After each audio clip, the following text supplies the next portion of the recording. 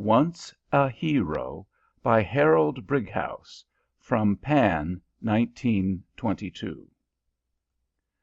Standing in a sheltered doorway, a tramp, with a slouch hat crammed low over a notably unwashed face, watched the outside of the new works canteen of the Sir William Rumbold Limited Engineering Company.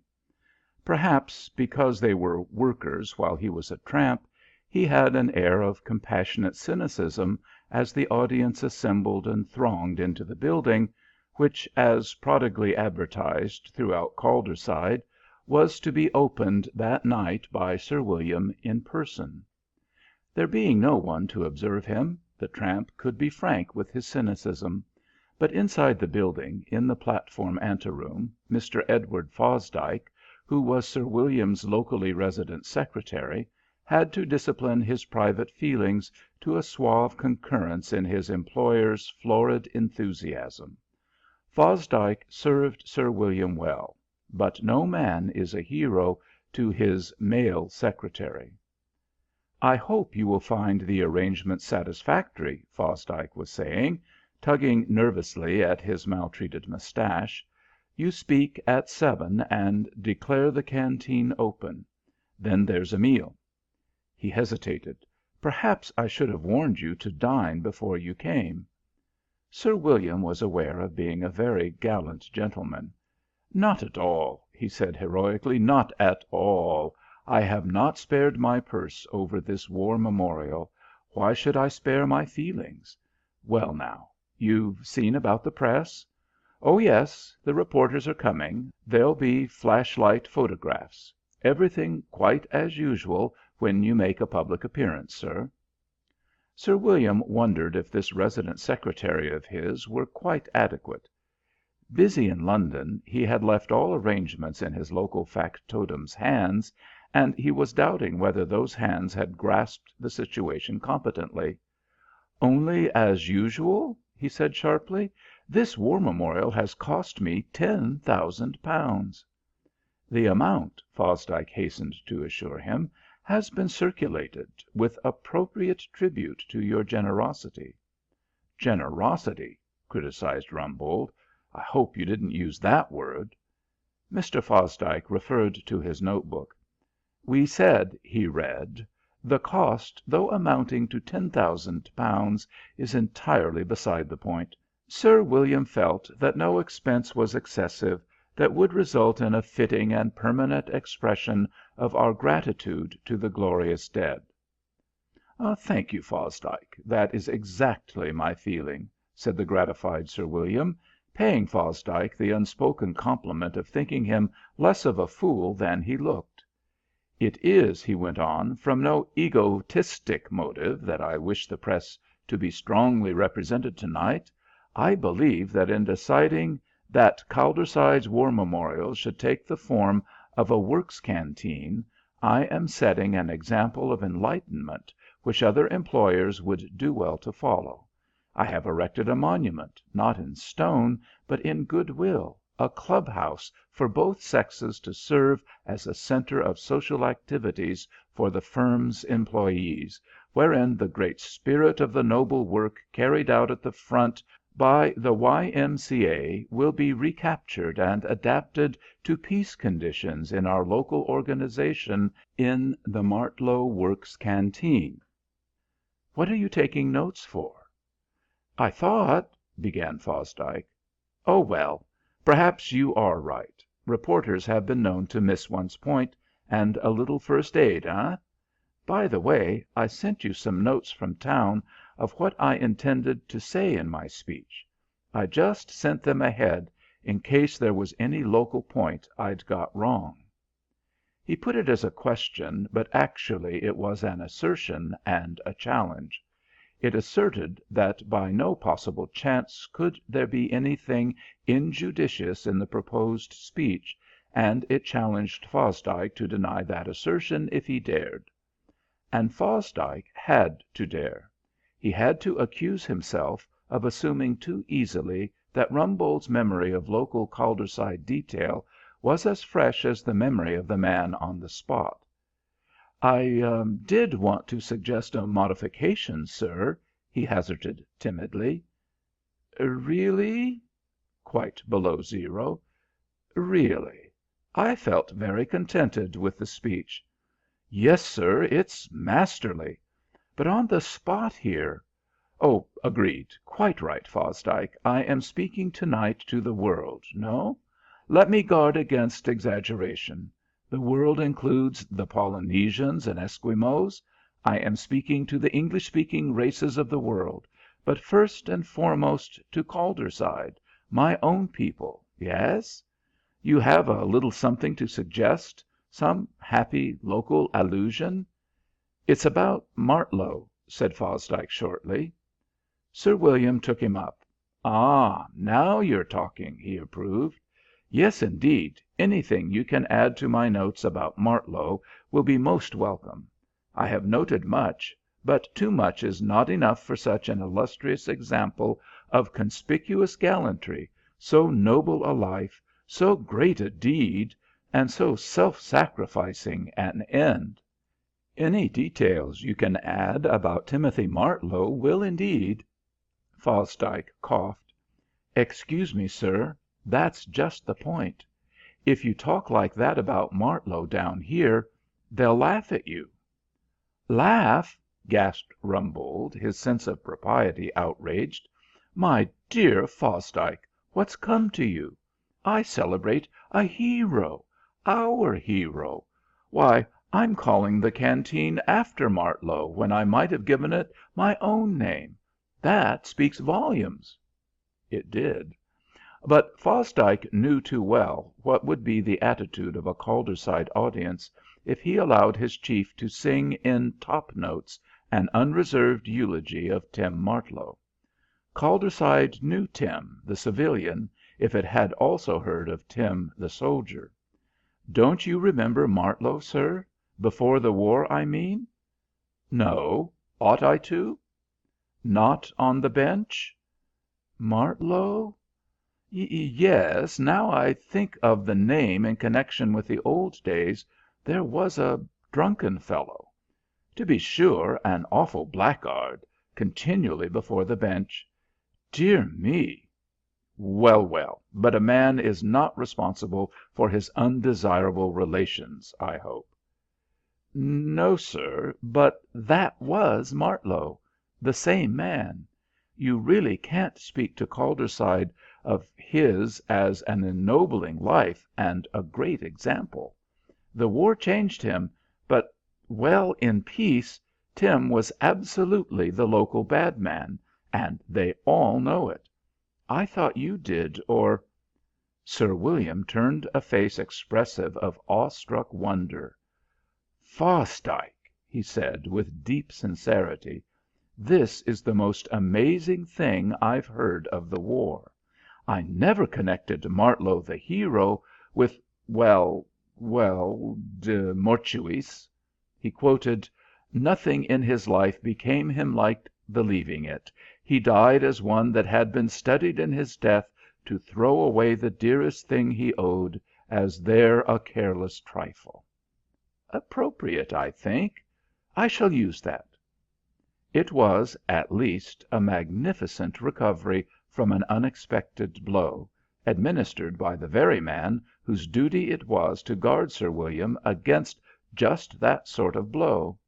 If Fosdike was not the local watchdog, he was nothing, and here was an occasion when the dog had omitted to bark until the last minute of the 11th hour. "Very apt quotation, sir, though there have never been any exact details of Martlow's death." Sir William meditated. "Do you recall the name of the saint who was a regular rip before he got religion?" he asked. "I think that applies to most of them," said Fosdike. "Yes, but the one in particular. Francis, that's it." He filled his chest. "Timothy Martlow," he pronounced impressively, "is the St. Francis of the Great War, and this canteen is his shrine. Now I think I will go into the hall. It is early, but I shall chat with the people. Oh, one last thought. When you mentioned Martlow, I thought you were going to tell me of some undesirable connections. There are none?" "There is his mother, a widow. You remember the board voted her an addition to her pension." "Oh, yes. And she?" "Oh, most grateful. She will be with you on the platform. I have seen myself that she is fittingly attired." "I think I can congratulate you, Fosdike," said Sir William magnanimously. "You've managed very well. I look forward to a pleasant evening, a widely reported speech, and—" Then Dolly Wainwright came into the anteroom. "If you please, sir," she said, "what's going to be done about me?" Two gentlemen who had all but reached the smug bathos of a mutual admiration society turned astonished eyes at the intruder. She wore a tam and a check blanket coat, which she unbuttoned as they watched her. Beneath it, suitable to the occasion, was a white dress, and Sir William, looking at it, felt a glow of tenderness for this artless child who had blundered into the privacy of the anteroom. Something daintily virginal in Dolly's face appealed to him. He caught himself thinking that her frock was more than a miracle in bleached cotton. It was moonshine shot with alabaster, and the improbability of that combination had hardly struck him when Fosdike's voice forced itself harshly on his ears. "How did you get in here?" Sir William moved to defend the girl from the anger of his secretary, but when she said with a certain challenge, "Through the door," he doubted if she were so defenceless as she seemed. "But there's a doorkeeper at the bottom," said Fosdike. "I gave him my orders." "I gave him my smile," said Dolly. "I won." "Upon my word," Fosdike began. "Well, well," interrupted Sir William, "what can I do for you?" The reply was indirect, but caused Sir William still further to readjust his estimate of her. "I've got friends in the meeting to night," she concluded. "They'll speak up for me, too, if I'm not righted. So I'm telling you." "Don't threaten me, my girl," said Sir William without severity. "I am always ready to pay attention to any legitimate grievance, but—" "Legitimate?" she interrupted. "Well, mine's not legitimate, so there." "I beg your pardon?" She puzzled Sir William. "Come now," he went on in his most patriarchal manner, "don't assume I'm not going to listen to you. I am. To night there is no thought in my mind except the welfare of Calderside." "Oh, well," she said apologetically, "I'm sorry if I riled you, but it's a bit awkward to speak it out to a man. Only" the unconscious cruelty of youth, or was it conscious? "You're both old, so perhaps I can get through. It's about Tim Martlow." "Ah," said Sir William encouragingly, "our glorious hero." "Yes," said Dolly. "I'm the mother of his child." We are all balloons dancing our lives amongst pins. Therefore be compassionate towards Sir William. He collapsed speechlessly on a hard chair. Fosdike reacted more alertly. "This is the first I've heard of Martlow's being married," he said aggressively. Dolly looked up at him indignantly. "You ain't heard it now, have you?" she protested. "I said it wasn't legitimate. I don't say we'd not have got married if there'd been time, but you can't do everything on short leave." There seemed an obvious retort. Rumbold and Fosdike looked at each other, and neither made the retort. Instead, Fosdike asked, "Are you employed in the works here?" "I was here, on munitions," she said, "and then on doles." "And now you're on the make," he sneered. "Oh, I dunno," she said. "All this fuss about Tim Martlow. I ought to have my bit out of it." "Deplorable," grieved Sir William. "The crass materialism of it all. This is so sad. How old are you?" "20," said Dolly. 20, with a child to keep, and his father's name up in gold lettering in that hall there. I say somebody ought to do something." "I suppose now, Miss—" Fosdike balked. "Wainwright. Dolly Wainwright, though it ought to be Martlow." "I suppose you loved Tim very dearly?" "I liked him well enough. He was good looking in his khaki." "Liked him? I'm sure it was more than that." "Oh, I dunno. Why?" asked the girl, who said she was the mother of Martlow's child. "I am sure," said Fosdike gravely, "you would never do anything to bring a stain upon his memory." Dolly proposed a bargain. "If I'm rightly done by," she said, "I'll do right by him." "Anything that marred the harmony of to night's ceremony, Miss Wainwright, would be unthinkable," said Sir William, coming to his lieutenant's support. "Right," said Dolly cheerfully. "If you'll take steps according, I'm sure I've no desire to make a scene."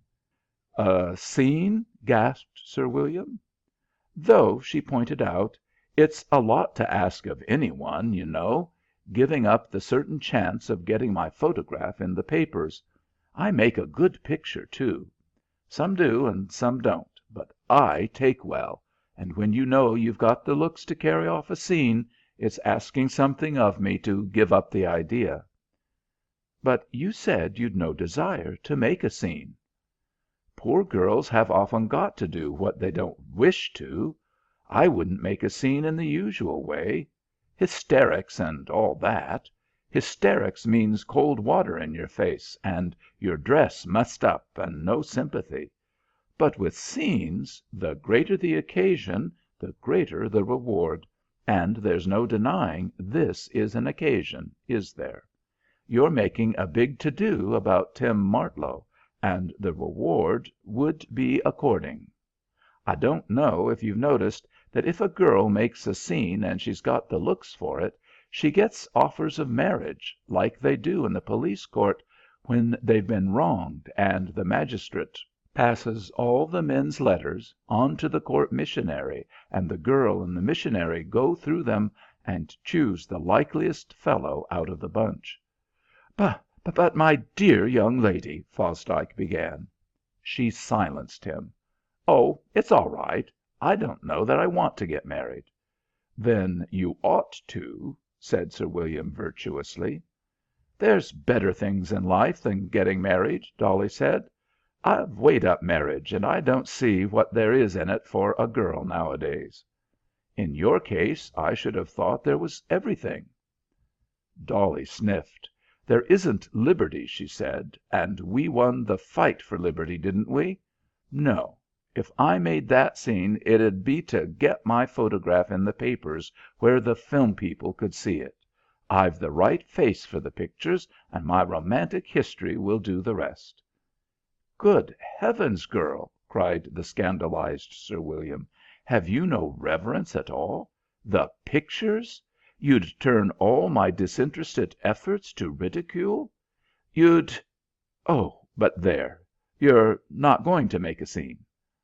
"That's a matter of arrangement, of course," said the cool lady. "I'm only showing you what a big chance I shall miss if I oblige you.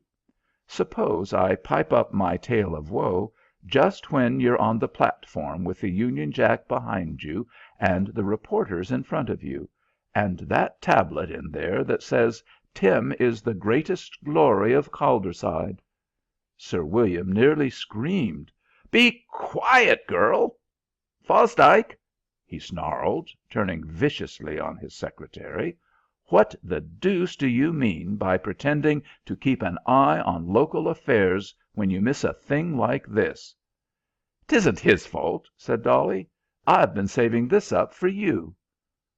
"Oh," he groaned, "and I'd felt so happy about to night." He took out a fountain pen. "Well, I suppose there's no help for it. Fosdike, what's the amount of the pension we allow Martlow's mother?" "Double it, at £1 a week, and what's the answer, Mr. Fosdike?" asked Dolly quickly. Sir William gasped ludicrously. "I mean to say," said Dolly, conferring on his gasp the honour of an explanation, "she's old, and didn't go on munitions, and didn't get used to wangling income tax on her wages, and never had no ambitions to go on the pictures neither. What's compensation to her isn't compensation to me. I've got a higher standard." "The less you say about your standards the better, my girl," retorted Sir William. "Do you know that this is blackmail?" "No, it isn't. Not when I ain't asked you for nothing. And if I pass the remark how that £3 a week is my idea of a minimum wage, it isn't blackmail to state the fact." Sir William paused in the act of tearing a page out of Fosdike's notebook. "£3 a week?" "Well," said Dolly reasonably, "I didn't depreciate the currency. £3 a week is little enough these times for the girl who fell from grace through the chief glory of Calderside." "But suppose you marry?" suggested Mr. Fosdike. "Then I marry well," she said, "having means of my own. And I ought to, seeing I'm kind of widow to the chief glory of—" Sir William looked up sharply from the table. "If you use that phrase again," he said, "I'll tear this paper up." "Widow to Tim Martlow," she amended it, defiantly. He handed her the document he had drawn up. It was an undertaking in brief, unambiguous terms, to pay her £3 a week for life. As she read it, exulting, the door was kicked open. The tramp, whose name was Timothy Martlow, came in and, turning, spoke through the doorway to the janitor below. "Call out," he said, "and I'll come back and knock you down again." Then he locked the door. Fosdike went courageously towards him. "What do you mean by this intrusion? Who are you?" The tramp assured himself that his hat was well pulled down over his face. He put his hands in his pockets and looked quizzically at the advancing Mr. Fosdike. "So far," he said, "I'm the man that locked the door." Fosdike started for the second door, which led directly to the platform. The tramp reached it first and locked it, shouldering Fosdike from him. "Now," he said. Sir William was searching the wall. "Are there no bells?" he asked desperately. "No." "No?" jeered the tramp. "No bell, no telephone, no nothing. You're scotched without your rifle this time." Fosdike consulted Sir William. "I might shout for the police," he suggested. "It's risky," commented the tramp. "They sometimes come when they're called." "Then—" began the secretary. "It's your risk," emphasized the tramp, "and I don't advise it. I've gone to a lot of trouble this last week to keep out of sight of the Calderside police. They'd identify me easy, and Sir William wouldn't like that." "I wouldn't like?" said Rumbold. "I? Who are you?" "'Wounded and missing, believed dead,'" quoted the tramp. "Only there's been a lot of beliefs upset in this war, and I'm one of them." "One of what?" "I'm telling you. One of the strayed sheep that got mislaid and come home at the awkwardest times." He snatched his hat off. "Have a good look at that face, your worship." "Timothy Martlow!" cried Sir William. Fosdike staggered to a chair, while Dolly, who had shown nothing but amusement at the tramp, now gave a quick cry and shrank back against the wall, exhibiting every symptom of the liveliest terror. Of the trio, Sir William, for whom surely this inopportune return had the most serious implications, alone stood his ground, and Martlow grimly appreciated his pluck. "It's very near made a stretcher case of him," he said, indicating the prostrated Fosdike. "You're cooler. Walking wounded." "I really—" "Shake hands, old cock," said Martlow. I know you've got it writ up in there," he jerked his head towards the hall, "that I'm the chief glory of Calderside, but damme if you're not the second best yourself, and I'll condescend to shake your hand if it's only to show you I'm not a ghost."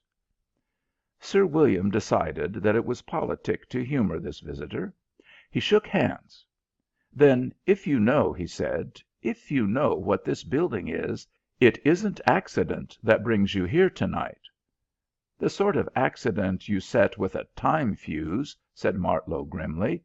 "I told you I'd been dodging the police for a week, lest any of my old pals should recognize me. I was waiting to get you to night, and sitting tight and listening. The things I heard nearly made me take my hat off to myself. But not quite, not quite. I kept my hat on, and I kept my hair on. It's a mistake to act premature on information received. If I'd sprung this too soon, the wrong thing might have happened to me." "What wrong thing, Martlow?" asked Sir William, with some indignation. If the fellow meant anything, it was that he would have been spirited away by Sir William. "Oh, anything," replied Martlow. "Anything would be wrong that made me miss this pleasure. You and me conversing affable here. Not a bit like it was in the old days before I rose to being the chief glory of Calderside. Conversation was one-sided then, and all on your side instead of mine. 'Here again, Martlow?' you'd say, and then they'd gabble the evidence, and you'd say 14 days or 21 days, if you'd got up peevish, and that's all there was to our friendly intercourse. This time I make no doubt you'll be asking me to stay at the Towers to night. And," he went on blandly, enjoying every wince that twisted Sir William's face in spite of his efforts to appear unmoved, "I don't know that I'll refuse. It's a levelling thing, war. I've read that war makes us all conscious we're members of one brotherhood, and I know it's true now. Consequently, the chief glory of the place ain't got no right to be too high and mighty to accept your humble invitation. The best guest room for Sergeant Martlow, you'll say. See, there's a hot water bottle in his bed, you'll say, and in case he's thirsty in the night, you'll tell him to put the whiskey by his side." After all, a man does not rise to become Sir William Rumbold by being flabby. Sir William struck the table heavily. Somehow he had to put a period to this mocking harangue. "Martlow," he said, "how many people know you're here?" Tim gave a good imitation of Sir William's gesture. He, too, could strike a table. "Rumbold," he retorted, "what's the value of a secret when it's not a secret? You three in this room know, and not another soul in Calderside." "Not even your mother?" queried Rumbold. "No. I've been a bad son to her in the past. I'm a good one now I'm dead. She's got a bit of pension, and I'll not disturb that. I'll stay dead to her," he added forcibly, dashing the hope which leapt in Rumbold. "Why have you come here? Here to night?" The easy mockery renewed itself in Martlow's voice. "People's ideas of fun vary," he stated. "The fly's idea ain't the same as the spider's. This 'ere is my idea, shaking your hand and sitting cosy with the bloke that's sent me down more times than I can think, and the fun'll grow furious when you and I walk arm in arm on to that platform, and you tell them all I'm resurrected." "Like this?" the proper Mr. Fosdike interjected. "Huh?" said Tim. Like what?" "You can't go on to the platform in those clothes, Martlow. Have you looked in a mirror lately? Do you know what you look like? This is a respectable occasion, man." "Yes," said Tim dryly, "it's an occasion for showing respect to me. I'll do as I am, not having had time to go to the tailor's for my dress suit yet." "Martlow," said Sir William briskly, "time's short. I'm due on that platform." "Right. I'm with you." Tim moved towards the platform door. Sir William, with a serene air of triumph, played his trump card. He took out his cheque book. "No," he said, "you're not coming. Instead—" He shrank back hastily as a huge fist was projected vehemently towards his face. But the fist swerved and opened. The cheque book, not Sir William's person, was its objective. "Instead be damned," said Tim Martlow, pitching the cheque book to the floor. "To hell with your money. Thought I was after money, did you?" Sir William met his eye. "Yes, I did," he said hardily. "That's the sort of mean idea you would have," Sir William rumbled. "They say scum rises. You grew a handle to your name during the war, but you ain't grown manners to go with it. War changes them that's changeable. T'others are too set to change." Sir William felt a strange glow of appreciation for this man who, with so easy an opportunity to grow rich, refused money. "It's changed you," he said, with ungrudging admiration that had no tincture of diplomacy in it. "Has it?" mused Tim. "From what?" "Well," Sir William was embarrassed, "from what you were." "What was I?" demanded Tim. "Go on, spit it out. What sort of character would you have given me then?" "I'd have called you," said Sir William boldly, "a disreputable drunken loafer who never did an honest day's work in his life." Which had the merit of truth and, he thought, the demerit of rashness. To his surprise, he found that Tim was looking at him with undisguised admiration. "Lummy!" he said. "You've got guts. Yes, that's right. Disreputable drunken loafer." "And if I came back now?" he asked.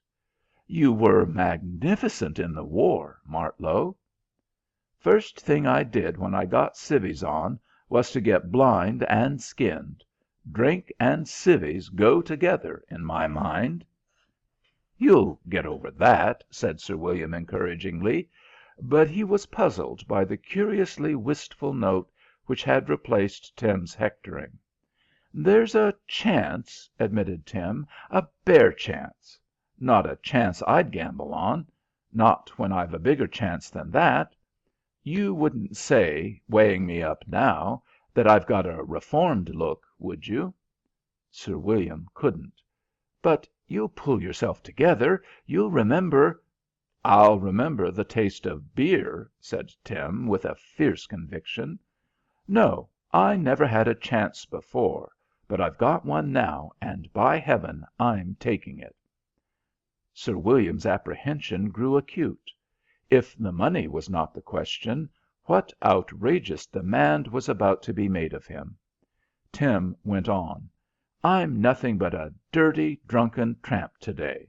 Yes, drunk when I can get it, and craving when I can't. That's Tim Martlow when he's living. Tim Martlow dead's a different thing. He's a man with his name wrote up in letters of gold in a dry canteen. Dry! By God, that's funny. He's somebody, honoured in Calderside for ever and ever, amen. And we won't spoil a good thing by taking chances on my reformation. I'm dead. I'll stay dead." He paused, in enjoying the effect he made. Sir William stooped to pick his cheque book from the floor.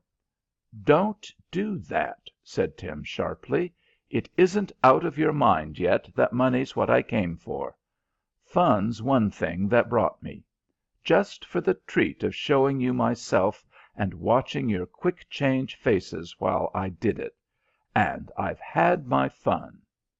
His voice grew menacing.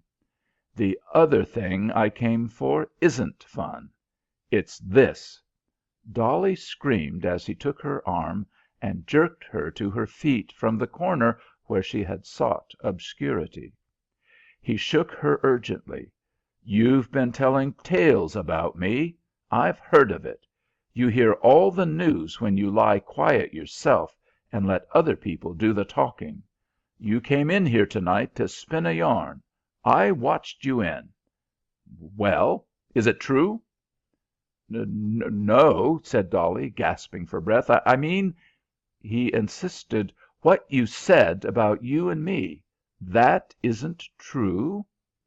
She repeated her denial. "No," he said, releasing her. "It'd have a job to be seeing this is the first time I've had the pleasure of meeting you. That'll do." He opened the platform door politely. "I hope I haven't made you late on the platform, sir," he said. Both Sir William and the secretary stared fascinated at Dolly, the enterprising young person who had so successfully bluffed them.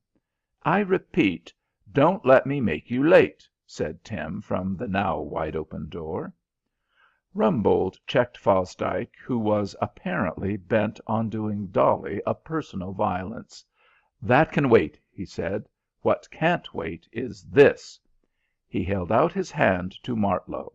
"In all sincerity, I beg the honour."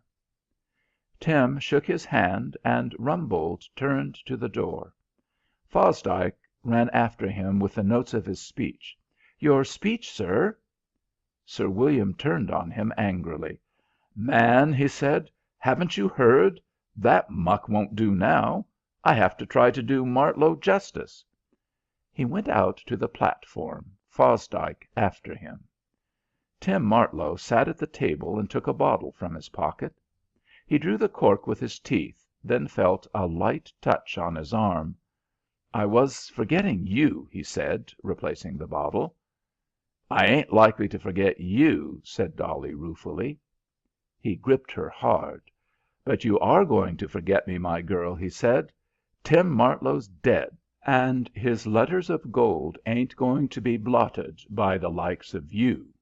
You that's been putting it about Calderside I'm the father of your child.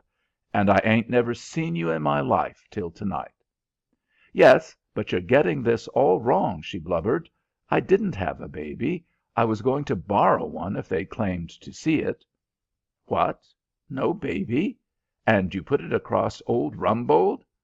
Laughter and sheer admiration of her audacity were mingled in his voice.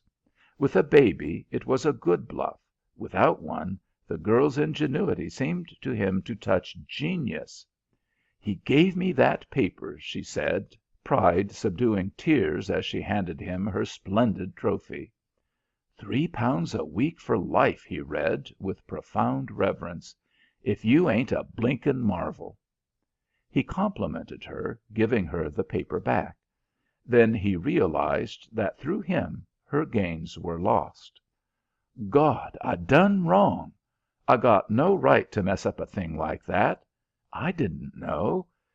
See, I'll tell him I made you lie. I'll own the baby's mine." "But there ain't no baby," she persisted. "There's plenty of babies looking for a mother with £3 a week," he said. She tore the paper up. "Then they'll not find me," she said. "£3 a week's gone, and your letters of gold, Mr. Martlow, remain." The practised voice of Sir William Rumbold, speaking on the platform, filled the anteroom, not with a rhetorician's counterfeit of sincerity, but unmistakably with sincerity itself. "I had prepared a speech," he was saying. "A prepared speech is useless in face of the emotion I feel at the life of Timothy Martlow. I say advisedly to you that when I think of Martlow I know myself for a worm. He was despised and rejected. What had England done for him that he should give his life for her? We wronged him. We made an outcast of him. I personally wronged him from the magistrate's bench, and he pays us back like this, rising from an undeserved obscurity to a height where he rests secure for ever, a reproach to us, and a great example of the man who won. and against what odds he played it out to a supreme end, and "You're right," said Tim Martlow, motioning the girl to close the door. He wasn't used to hearing panegyrics on himself, nor was he aware that, mechanically, he had raised the bottle to his lips. Dolly meant to close the door discreetly. Instead, she threw it from her and jumped at the bottle. Tim was conscious of a double crash, putting an emphatic stop to the sound of Sir William's eulogy, the crash of the door and the bottle, which Dolly snatched from him and pitched against the wall. "Letters of gold," she panted, "and you shan't tarnish them. I'll see to that." He gaped for a moment at the liquor flowing from the bottle, then raised his eyes to hers. "You?" he said. "I haven't got a baby to look after," said Dolly, "but I've got you. Where were you thinking of going now?" His eyes went to the door behind which Sir William was, presumably, still praising him, and his head jerked resolutely. "Playing it out," he said. "I've got to vanish good and sure after that. I'll play it out, by God. I was a hero once. I'll be a hero still." His foot crunched broken glass as he moved. "I'm going to America, my girl. It's dry." Perhaps she distrusted the absolute dryness of America, and perhaps that had nothing to do with Dolly. She examined her hand minutely. "Going to the Isle of Man on a rough day, I wasn't a bit ill," she said casually. "I'm a good sailor." "You put it across Sir William," he said. "You're a blinkin' marvel." "No," she said, "but a thing that's worth doing is worth doing well. I'm not a marvel, but I might be the metal polish in those gold letters of yours, if you think it worth while." His trampish squalor seemed to him suddenly appalling. "There, don't do that," he protested. Her arm had found its way into his. "My sleeve's dirty." "Idiot," said Dolly Wainwright, drawing him to the door.